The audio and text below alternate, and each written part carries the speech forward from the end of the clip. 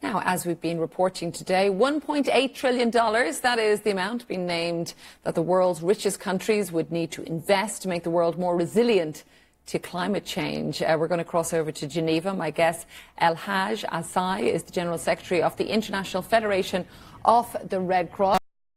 What have you with us? I mean, I think the first thing that people might think is like, whoa, that's a lot of money.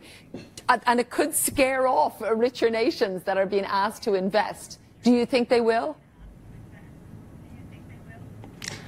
Well, the choice is invest, today so that we can pay less tomorrow.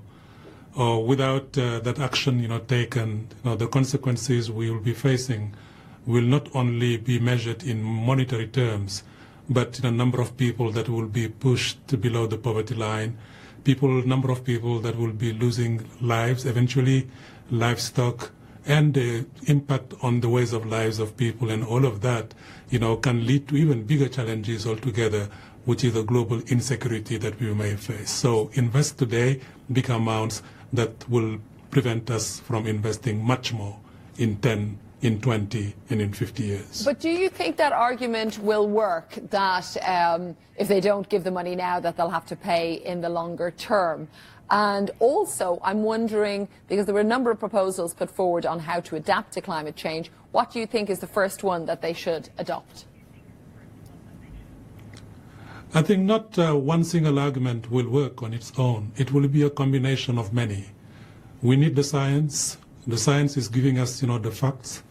And it is also deepening our understanding, and we need to propagate that understanding at all levels, at the community level, at the individual level, and at the level of decision making.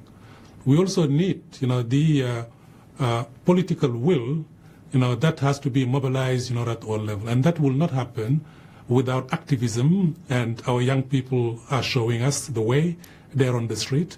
Citizens will maybe express their own opinions with their own vote, and other pressure groups, will be coming also on the table. And we will need also, the partnerships at all levels, that are required.